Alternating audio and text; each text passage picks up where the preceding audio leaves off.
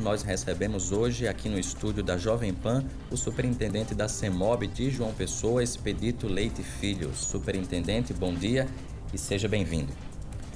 Bom dia, Danielson, bom dia, Daniel, bom dia, Fábio, que cuida aí do áudio, e Daiane aí na produção. Superintendente, começando falando sobre essa reclamação da ONG Minha Jampa, que enviou esse áudio aqui para a Jovem Pan, falando que não houve um diálogo, uma discussão para a aprovação desse plano de mobilidade e que também ele não deveria acontecer antes do plano diretor, que ainda vai ser discutido. Qual o prejuízo que pode haver essa aprovação de forma antecipada ao plano diretor? De forma nenhuma haverá prejuízo, Daniel, porque pelo que a gente viu aí no decorrer do estudo do plano diretor, ele foi amplamente debatido, diferentemente do que algumas pessoas aí informaram e afirmaram. A gente respeita, logicamente, a opinião, mas nós comprovamos na Câmara Municipal, através da apresentação dos técnicos, que o plano diretor ele foi amplamente debatido. Foi realizado várias audiências públicas, tanto com a sociedade civil e também na própria Câmara Municipal.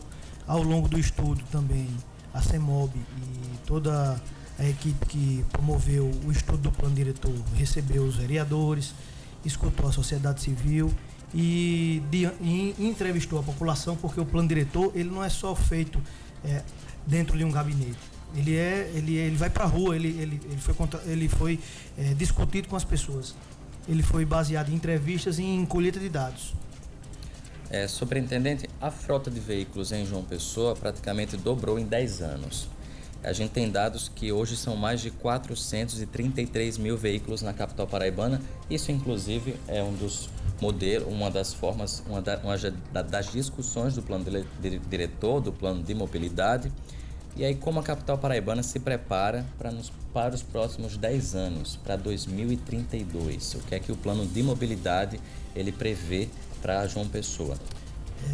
Danielson, a frota de ônibus realmente é essa que você falou aí. E ela na pandemia, ela, por determinação legal até, de um decreto municipal, ele foi reduzido, né? Teve até o fechamento total do transporte público por um tempo, aí depois as coisas foram voltando devagar. E o plano diretor, ele contempla sim a mobilidade urbana com relação ao transporte público, né? Que é uma importante via de serviço público com a população. Então, o plano de mobilidade ele contempla vários corredores, por exemplo, corredor da Pedro II, corredor da Hilton Souto Maior, terminal de integração em Cruz das Armas, na Pedro II, no Cristo, no Varador e no Bessa. Então, a gente vai tentar a longo prazo, médio. O plano diretor ele é médio, longo e curto prazo. Então, tem ações médio prazo, curto prazo e longo prazo. Então, o que o plano diretor determina, né, ele institui a lei de mobilidade urbana. O plano é um estudo e a lei o plano de mobilidade que foi aprovado ontem, ele vai determinar o que é que a gente pode fazer na mobilidade urbana. Então, ele vai contemplar justamente isso, mudar algumas rotas de transporte público para facilitar. Hoje nós sabemos que existe muita sobreposição de linhas. Uma linha que sai de um bairro ao centro, ele passa, né, para as pessoas, várias linhas eles passam por ali. O plano diretor é justamente isso, otimizar. A gente pode fazer bairro-bairro, centro-bairro e assim por diante.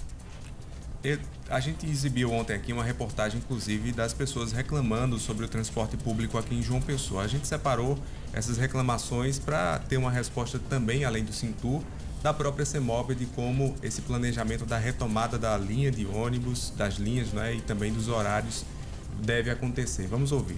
Tá péssimo. O 120 é 24 horas sim, 24 horas. É todos os dias, anos e anos. É horrível, principalmente a linha do 118, que é Mussumagro. Foi tanta demora como tá lotado, sempre. Todas as vezes que ele chega, ele tá lotado. Principalmente no domingo lá, a demanda de ônibus é muito demorada, passa mais de 40 minutos. E durante a semana também demora muito. Então eu faço esse apelo à Superintendência de Transporte Público que toma amplas providências para que a gente não sofra tanto. Como o Daniel disse, a gente transmitiu ontem essas reclamações e volta a falar desse assunto hoje. O Sintur ontem não tinha mandado resposta, mas agora enviou, esclareceu apenas uma das reclamações, falando do container da Lagoa, que não oferece o serviço de recarga exclusiva do Passe Legal Cidadão.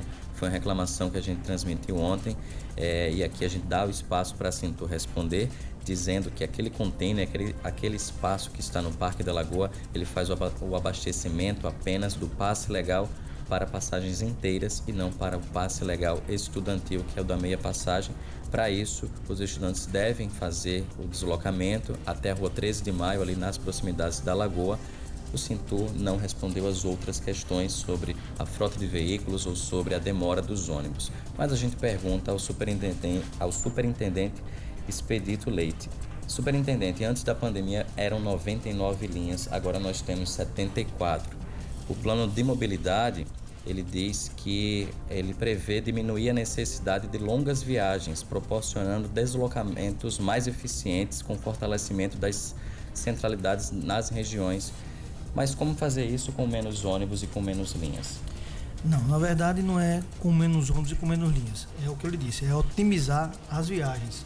Porque evitando a viagem muito longa, ela vai reduzir o custo do transporte público, que hoje é o grande vilão do problema do transporte público, são os custos operacionais, da própria operação. Por exemplo, a gente vê aí o aumento do diesel desenfreado. Então isso inviabiliza muitas vezes o aumento de alguma viagem ou da ampliação. Essa questão que você falou aí, viagens curtas, é aquela questão que eu já falei, bairro a bairro. Hoje você sai de Manga, por exemplo, você sai de o Cristo para ir para o Bessa, você vai na Epitácio, faz a integração. Então tem gente que tem aquele modelo antigo de ir para a integração e da integração. Isso aí aumenta o tempo do usuário, né? Da pessoa que vai para o trabalho, ela tem que sair mais cedo. Então o plano diretor, ela dá umas diretrizes nesse sentido, de otimizar a viagem, de diminuir as rotas. Logicamente que não vai ser de uma hora para outra, mas quando tiver criado todos os corredores, isso aí vai melhorar um pouco. Agora, especificamente, eu queria só dar um exemplo aqui para vocês. Por exemplo, nos dias nos dias úteis, ali no Parque do Sol, que é 120, nós temos 30 viagens diárias, né? No dia útil. No sábado, 20, quer dizer, a diminuição é só de 10. E no domingo, 12. Então, realmente, o número de viagens, ela cai. Agora, nós estamos terminando um estudo, concluindo de hoje, no máximo segunda-feira, para anunciar aí um reforço nos horários de pico. Ontem eu estava reunido com a equipe, inclusive eu já, a grosso modo assim, numa visão, passando a vista bem rapidinho, eu já identifiquei que nós vamos aumentar aí em torno, na operação geral de João Pessoa, nós vamos no horário de pico já aumentar 40 viagens. Então já dá uma amenizada, melhora. E a nossa intenção é retomar todas as viagens do antes pandemia, né? O pós-pandemia ficar igual como está na pandemia e melhorar. Qual a previsão de voltar ao que a gente tinha antes? Bom, a previsão, eu não vou lhe dar uma data correta, nem vou lhe dar uma previsão para não ser leviano e dar uma informação que a gente talvez possa não cumprir. A importância é de que nós vamos fazer o quanto antes. Nós vamos exigir que nossa equipe, junto com a Sintur, que a gente tente deixar as viagens como estavam antes da pandemia e ainda mais melhorar um pouco. Vou melhorar a pergunta. Por que isso não aconteceu ainda, se toda a flexibilização em relação à pandemia já foi realizada, as pessoas voltaram a circular como antes da pandemia? Por que ainda não foi feita essa retomada completa das linhas, superintendente? Vou lhe dizer, justamente por conta disso que a gente está fazendo um novo estudo, talvez a gente mude algumas rotas para melhorar. Então isso aí não é só colocar um ônibus numa rota, entendeu, Daniel? Nós temos que, quando a gente inclui uma linha, tem um reflexo em todas as outras. Então é justamente isso. A gente trabalha dioturnamente com a equipe para poder fazer um estudo. Eu entrei em contato com a Sintur, eles estão com uma consultoria também, justamente para fazer esse estudo, e é nessa pegada que nós vamos trabalhar. E eu tenho certeza que nós vamos conseguir aí minimizar o quanto antes algum problema que tenha no transporte público. Esses problemas a gente ouviu há pouco, pessoas reclamando em paradas de ônibus, dentro de ônibus muito cheios. Mas é um problema histórico da capital paraibana, mas não só daqui. Isso. É de todas as capitais, praticamente, do Brasil, em horários de pico. ônibus estão superlotados mesmo, essa é a palavra, ficam muito cheios. Por que ainda a demora em solucionar esse problema em horários de pico? O senhor mencionou que há pouca diminuição entre dias de semana, entre sábado, entre domingo, mas esse reforço em horários de pico, o que é se analisa para se colocar em prática, para reforçar as linhas de ônibus, por exemplo, no Parque da Lagoa, às 6 horas da noite, quando tem muita gente para pegar ônibus?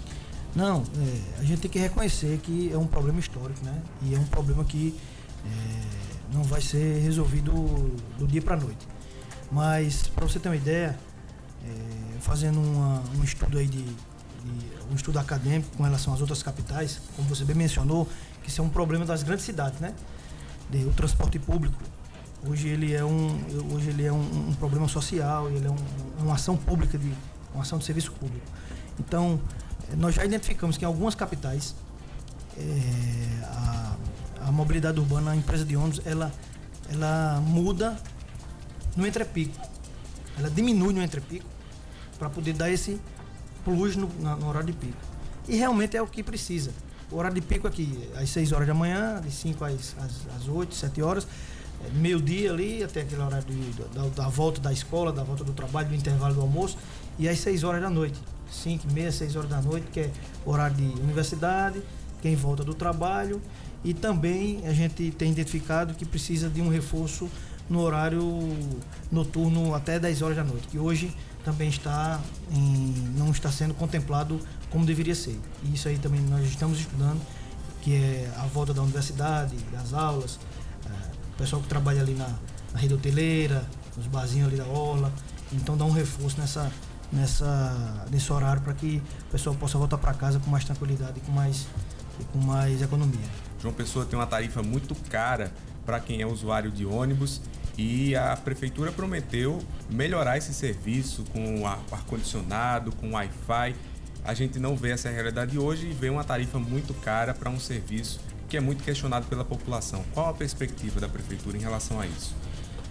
Daniel, nós sabemos que não houve aumento da passagem no ano passado, né, durante a pandemia, e teve apenas um reajuste esse ano, no início do ano, onde a tarifa recebeu um aumento de 6%, né? E o que ficou acordado lá naquela reunião do Conselho de Mobilidade foi de que também o melhoramento deveria acompanhar essa mesma proporção de 6%. E vem sendo feito. É um melhoramento pequeno, é um percentual pequeno, 6%, mas apesar do custo da operação ter aumentado por conta exclusivamente do diesel, mas por outro lado também a Prefeitura de João Pessoa ela isenta aí 50% do ISS, né, da empresa, com relação ao ICMS também do combustível. O governo do estado também tem dado um incentivo nesse sentido, reduzir aí a cobrança do ICMS. Agora, na região metropolitana, na integração metropolitana, o governo do estado também vai subsidiar aí 50% da integração. Mas o setor disse que não é suficiente. Não. Eles querem um subsídio, né? Mas aí, assim, não é só a gente ver o lado da empresa, né? A gente também tem que ver o lado do que o benefício público também traz. Quando a gente dá um incentivo de redução de imposto, o próprio subsídio agora do governo do estado, que ele está pagando a 50% da passagem na integração, já é um incentivo, é uma ajuda. A gente entende que realmente ele vamos dizer assim, entre aspas, uma pancadinha, porque você faz uma planilha com aquele custo, aí de uma hora para outra vem um aumento aí de 20%, 40% de diesel, aí realmente sai da planilha. É a mesma coisa da sua casa, né? Você se programa com aquele orçamento que você tem, e aí aumenta aí o gás de cozinha, aumenta aí o feijão, aumenta aí aquele seu custo ele vai aumentando. Mas assim, a gente tem conversado que a gente não vai aumentar a passagem. Não tem conversa de aumento de passagem, pelo menos por enquanto, até porque não é o período. E nós notamos que está aumentando também o número de passageiros. Isso também é é um alívio, porque quanto mais passageiros, aí a receita aumenta e a operação ela se torna viável, né? Porque se você bota um ônibus para rodar e não tem passageiro, ele torna-se inviável, você deixa de ir. E a própria população, ele se adaptou com a pandemia a mudar o estilo de transporte, né?